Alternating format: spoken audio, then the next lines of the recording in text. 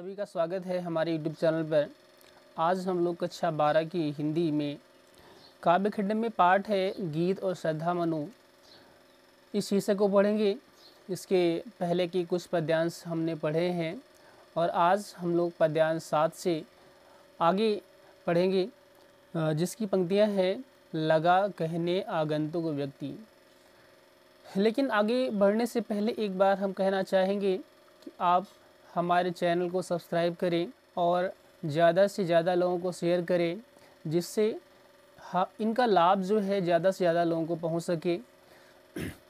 चलिए हम पढ़ते हैं अगले पद को। लगा कहने आगंतुक व्यक्ति, मिटाता उत्कंठा सविशेष, दे रहा हो कोकिल सानंद, सुमन को ज्यों मधुमय संदेश।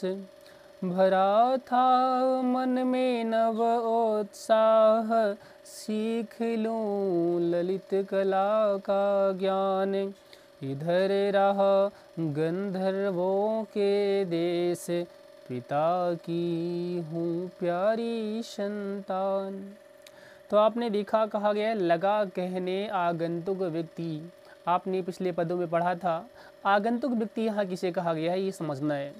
तो आपको मालूम है जो मनु है वह तो निराश हताश अवस्था में बैठा हुआ था, वहाँ कौन आता है तो हमने देखा था श्रद्धा वहाँ पर आई थी। तो जो आगंतुक है वो श्रद्धा है। तो कहा गया है कि लगा कहने आगंतुक व्यक्ति, आगंतुक व्यक्ति श्रद्धा है। और श्रद्धा जो है जब आती है मनु के पास तो मनु से कहती है, उसके बाद लिखा हुआ है कि मिटाता उत्कंठा सविशेष, अर्थात मनु के मन में जो विशेष उत्कंठा थी, जो जिज्ञासा थी, उनकी विशेष जिज्ञासा को मिटाते हुए आगंतुक व्यक्ति जो श्रद्धा है वो कहती है। और कहने के लिए कवि ने उपमान दिया है। कवि ने कहा कि वो जब कहती है तो कैसा प्रतीत होता है मनु को। लिखा है, दे रहा हो कोकिल सानंद, सुमन को ज्यों मधुमय संदेश। दे रहा हो कोकिल सानंद, जैसे कोई कोयल है, कोकिल है, और कोयल की आवाज़ जैसे आनंद देने वाली होती है, तो कोयल की ध्वनि के समान आनंद दे रही थी श्रद्धा की वाणी। और कहा गया है सुमन को ज्यों मधुमय संदेश, जैसे मधु ऋतु के आगमन का संदेश लेकर आती है कौन, कोयल। तो कोयल जैसे मधु ऋतु अर्थात बसंत ऋतु के आने पर बोलने लगती है, तो जैसे कोयल बोलती है तो लगता है कोयल बोलकर इन पुष्पों को, इन सुमनों को संदेश दे रही है कि वसंत ऋतु आ गई है और अब तुम आनंदित हो, हर्षित हो, तुम्हारे खिलने का समय आ गया है। इस प्रकार से जो है यहाँ कहा गया है, जब मनु ने श्रद्धा की वाणी को सुना तो मनु को ऐसा लगा जैसे कोई कोयल मधु ऋतु के आगमन का संदेश लेकर आती है सुमनों के लिए, वैसे ही मनु के जीवन में श्रद्धा का आना जो है कोयल के समान संदेश लेकर आना है। अर्थात अब मनु का जो जीवन है, उन मनु के जीवन में ऐसा लग रहा है जैसे बसंत ऋतु आने वाली है। अर्थात आशा की कुछ उम्मीदें इनके जीवन में अब जगी हुई हैं। और फिर कहा गया है, भरा था मन में नव उत्साह, सीख लूं ललित कला का ज्ञान। अब यहाँ पर श्रद्धा अपना परिचय देती है कि मैं कौन और कहाँ से आई हूँ। उसने कहा कि भरा था मन में नव उत्साह, अर्थात मेरे मन में एक नया नया उत्साह भरा था, मेरे मन में जिज्ञासा थी, उत्साह था। और कहा कि सीख लूँ ललित कला का ज्ञान। क्या उत्साह था तो कहा गया ललित कलाओं का ज्ञान सीखने का उत्साह था मेरे मन में, संगीत सीखने का। तो ललित कलाओं में संगीत है, नृत्य है और चित्रकारी आदि, ये सब ललित कलाओं के अंतर्गत आते हैं। तो कहा गया मेरे मन में ये सब जो ललित कलाएं हैं इनको सीखने का नया उत्साह जागृत हुआ था। और इस उत्साह के कारण जो है उसने कहा कि इधर रह गंधर्वों के देश, पिता की हूँ प्यारी संतान। और कहा, मैं अपने पिता की प्यारी संतान हूँ और मैं इन ललित कलाओं का ज्ञान सीखने के लिए अभी इन गंधर्वों के देश में ही निवास कर रही हूँ। इस प्रकार से श्रद्धा ने अपना परिचय दिया। तो हमने देखा इन पदों में जो है परिष्कृत शुद्ध खड़ी बोली का प्रयोग किया गया है। और यहाँ पर देखा हमने, क्योंकि श्रद्धा और मनु का मिलन होता है और उनके मन में कुछ आशाओं उम्मीदों की किरण जगती है, इसलिए संयोग श्रृंगार यहाँ पर है। उसके अलावा रूपक, उत्प्रेक्षा और अनुप्रास अलंकार का प्रयोग यहाँ देखने को मिलता है। अगर छंद की बात करें तो श्रृंगार छंद जो कि 16 मात्राओं वाला होता है और माधुर्य गुण यहाँ पर प्रयोग किया गया है। और अगर भाषा की बात करें, शब्द शक्ति की बात करें तो वो अभिधा है, बिल्कुल ही सरल जो बात कही गई है, सीधा सरल सा उसका अर्थ स्पष्ट हो रहा है। तो हमने देखा इन पदों में जो है, इस पद में अभिधा शब्द शक्ति का प्रयोग हुआ है। और अब हम अगले पद को पढ़ते हैं। अगले पद में देखते हैं क्या कहती है श्रद्धा। उसने कहा, दृष्टि जब जाती हिमगिरी और प्रश्न करता मन अधिक धीर, धरा की यह सिकुड़न भयभीत, आह कैसी है क्या है पीर। बढ़ा मन और चले ये पैर, शैल मालाओं का श्रृंगार, आँख की भूख मिटी यह देख, आह कितना सुंदर संभार। तो यहाँ देखा हमने, श्रद्धा कहती है कि दृष्टि जब जाती हिमगिरी ओर, तो जब मैं यहाँ आई तो मेरी दृष्टि इस हिमगिरी की ओर पड़ी, इस हिमालय की ओर पड़ी और इस हिमगिरी को देखकर कहा कि प्रश्न करता मन अधिक अधीर। तो हमारा मन जो है बहुत अधीर हुआ, बहुत व्याकुल हुआ और हमारे मन ने जो है प्रश्न किया कि धरा की यह सिकुड़न भयभीत, अर्थात यह पृथ्वी की सिकुड़न सी क्या है। अर्थात ये जो पर्वत श्रृंखलाएं हैं ऐसे लग रही हैं जैसे यहाँ पर पृथ्वी सिकुड़ी हुई सी है।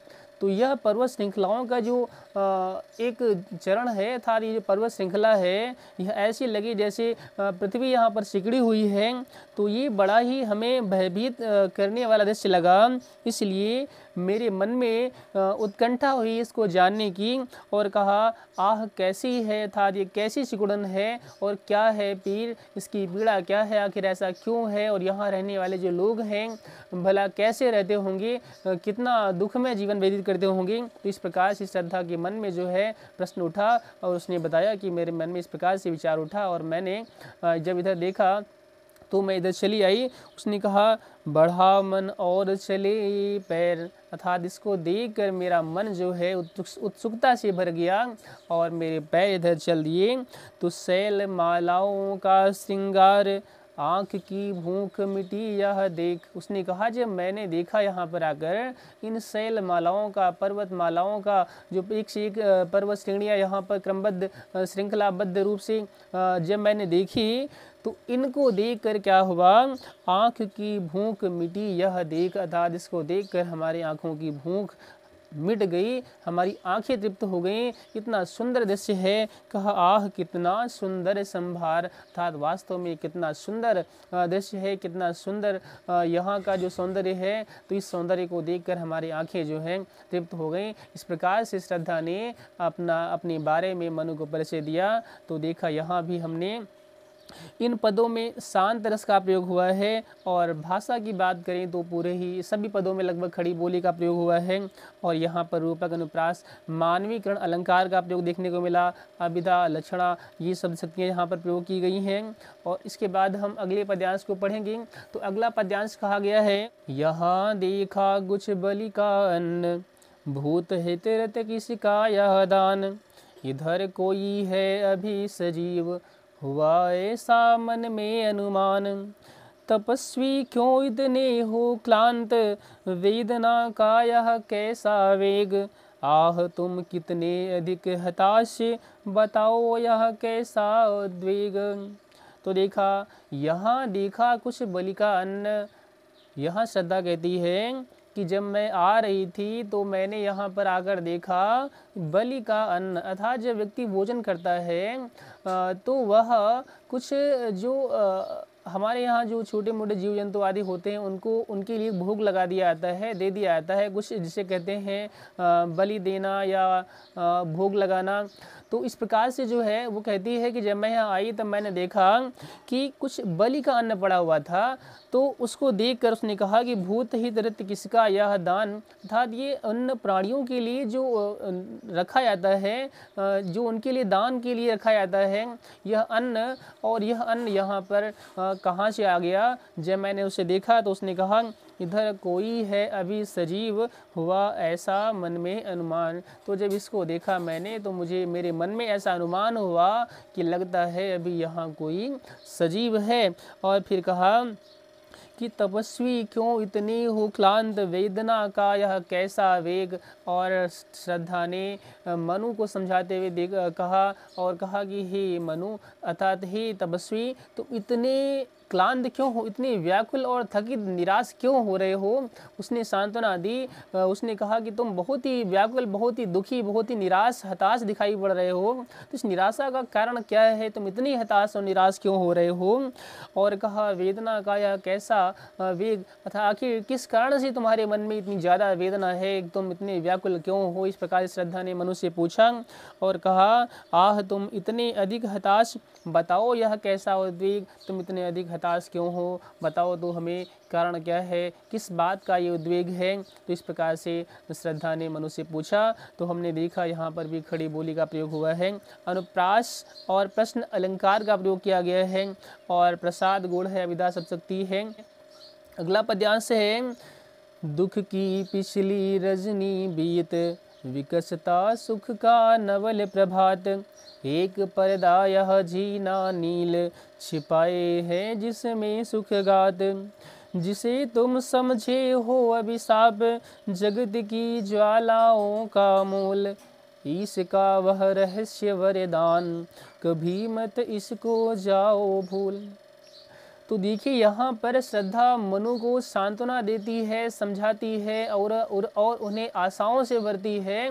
तो कहती है दुख की पिछली रजनी बीत, विकसता सुख का नवल प्रभात। और ये संसार की वास्तविकता भी है, और हर व्यक्ति को, हर मनुष्य को यह इस बात को समझना चाहिए, क्योंकि यहाँ केवल श्रद्धा ही नहीं कह रही है, बल्कि कवि जो है हम सब मानवों को संदेश दे रहा है कि व्यक्ति के जीवन में निराशा जो है या दुख है वो स्थायी रूप से नहीं आता है, हमेशा के लिए नहीं आता है, वह कुछ क्षणिक होता है, कुछ समय के लिए होता है।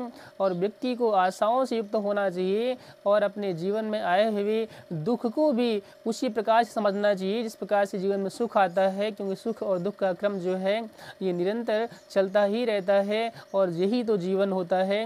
तो यहाँ श्रद्धा के माध्यम से कवि ने हमें समझाने का प्रयास किया है। तो श्रद्धा मनुष्य कहती है कि दुख की पिछली रजनी बीत, तो ये दुख की जो रजनी है, रजनी मतलब रात्रि, और रात्रि जैसी रात्रि आती है और रात्रि के आने के बाद क्या होता है, पुनः नया सवेरा आता है और फिर से पूरा संसार प्रकाश युक्त हो जाता है, वैसे ही जो है ये जीवन में दुख का आगमन होता है। तो दुख उस रात्रि के समान है, जिस रात्रि के बाद पुनः सवेरा होता है, वैसे ही तुम्हारे जीवन का जो दुख है वो स्थायी नहीं है, कुछ समय के बाद तुम्हारे जीवन का दुख जो है ये समाप्त हो जाएगा और पुनः तुम्हारे जीवन में नया सवेरा होगा। इसीलिए उसने कहा कि तुम आशाओं से मतलब निराश मत हो, अपनी मन में जो है नए सवेरे की सुखमय जीवन की आशा को बनाए रखो। उसने कहा विकसता सुख का नवल प्रभात, धोखी पिछली रजनी बीत, और एक पर्दा यह झीना नील। जिस प्रकार से अंधकार में एक अंधेरे का क्या है, अंधेरा क्या हमें स्थायी होता है, नहीं, तो अंधेरा एक जीना सा हल्का सा पर्दा है, और इस अंधेरे के बाद कुछ समय के बाद क्या होता है, पुनः नया सवेरा होता है, नया उजाला आता है। तो ये अंधकार में एक हल्का जीना सा, हल्का सा पर्दा है और छिपाए हैं जिसमें सौगात, जिसमें हमारा सुखमय जीवन, जो आनंदमय जीवन है आने वाला है, नया सवेरा जो जीवन का है वो अभी छुपा हुआ है, दिखाई नहीं पड़ रहा है। तो इस प्रकार से उसने कहा कि आप निराश मत होइए, जीवन में सुख पुनः आएगा। और कहा जिसे तुम समझे हो अभिशाप जगत की ज्वालाओं का मूल, अर्थात अपने जीवन को तुम इतना दुखमय समझ बैठे हो, निराश होकर के, हताश होकर के, हार कर बैठ गए हो, तो अपने जीवन को तुम अभिशाप क्यों समझ बैठे हो। अर्थात ये तुम्हारा जीवन तुम्हारे लिए अभिशाप नहीं है, ये जीवन में दुख का आना ये अभिशाप नहीं है। उन्होंने कहा तुम जिस जीवन में, अपने जीवन में आए हुए दुख को जो तुम अभिशाप समझ रहे हो ना, ये अभिशाप नहीं है। कहा जगत की ज्वालाओं का मूल, ये तो संसार की ज्वालाओं का मूल है, यही तो संसार की ज्वालाओं का मूल है। अर्थात संसार तो इन दुखों से ही चलता है। अगर जीवन में दुख ना आए तो व्यक्ति सुख को प्राप्त करने की इच्छा कहाँ से करेगा। तो यहाँ कहा गया है ईश का वह रहस्य वरदान, कभी मत इसको जाओ भूल। अर्थात ये जीवन में आने वाला जो दुख है ये क्या है, ईश्वर का रहस्यमयी वरदान है। इस रहस्य को समझो, इस रहस्य को आप क्या न समझो, इस रहस्य को अभिशाप मत समझो, इस जीवन में आने वाले दुख को अभिशाप मत समझो, और इसे आपको आसान्वित होकर के अपने जीवन में आने वाले दुख को वरदान समझना है। ये ईश्वर का रहस्यमयी वरदान है, यही जगत की ज्वालाओं का मूल है।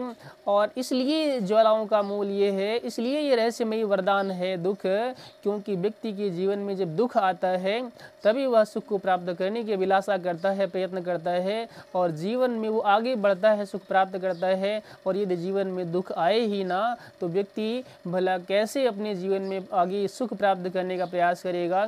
इसलिए श्रद्धा ने मनु को समझाया और आशाओं से युक्त जीवन यापन करने का उसने उसे मार्ग बताया कि आप निराश हताश होकर इस प्रकार से जीवन यापन नहीं कर सकते। संसार में जीने का यह तरीका जो है उचित नहीं है। आप धैर्य रखिए और जीवन में पुनः नया सवेरा आएगा। तो हमने देखा यहाँ भी शांत रस का प्रयोग हुआ है और खड़ी बोली, रूपक, उपमा और अनुप्रास अलंकार का प्रयोग देखने को मिलता है। और अब हम अगले पद्यांश को पढ़ते हैं। तो अगले पद में दिया हुआ है, लगे कहने मनु सहित विषाद, मधुर मारुद से ये उच्छ्वास, अधिक उत्साह तरंग आबाद, उठाते मानस में सविलास, किंतु जीवन कितना निरुपाय, लिया है देख नहीं संदेह, निराशा है जिसका परिणाम, सफलता का वह कल्पित गेह।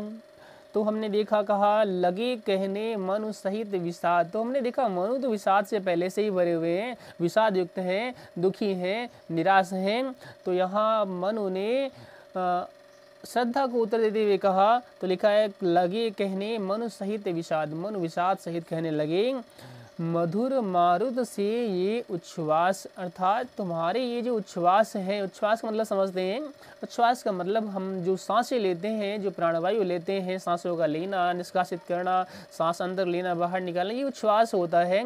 और हमारे उसने मनु ने कहा हैं तुम्हारी जो सांसें हैं ये कैसी हैं, मधुर मारुत सी हैं। मधुर मारुत अर्थात शीतल मंद पवन जब चलती है उसे कहते हैं मधुर मारुत। जो मधुर मारुत अर्थात वायु, कैसी वायु जो मधुर लगे, तो जो शीतल मंद वायु होती है वह मधुर लगती है। शीतल मंद वायु में क्या होता है, हमारी थकावट, हमारी पीड़ा, हमारा दुख जो है ऐसा लगता है जैसे समाप्त हो गया, जैसे कम हो गया है। तो ऐसे ही जब श्रद्धा मनु को समझा रही है तो मनु को ऐसा लगता है कि मधुर मधुर मारुत जो है चल रही है। और फिर कहा गया है उठाते मानस में सविलास, अधिक उत्साह तरंग आबाद। और इस प्रकार से हमारे मन में जो है आबाद तरंगे उत्पन्न हो रही हैं, आबाद विचार उत्पन्न हो रहे हैं। हमारा मन जो है बहुत अधिक उत्साहित हो रहा है और हमारे मन को ये क्या कर रहे हैं, विलासित कर रहे हैं। हमारा मन जो है आनंदित हो रहा है, आनंद का अनुभव कर रहा है। अर्थात जीवन में निराशा है, मनु का जीवन बिल्कुल निराशामय है, बिल्कुल हताश हो चुके हैं, कोई आशा उनके जीवन में नहीं बची है। लेकिन श्रद्धा के आने से क्या होता है, मनु के जीवन में पुनः आशा का संचार होता है। तो वो कहते हैं कि तुम्हारी ये सांसें, तुम्हारी जो बातें हैं वो हमारे जीवन में पुनः आनंद का संचार कर रही हैं, पुनः उत्साह और तरंगे भर रही हैं। और फिर कहा कि किंतु जीवन कितना निरुपाय, लिया है देख नहीं संदेह। लेकिन उत्तर में ये कहा कि किंतु जीवन कितना निरुपाय।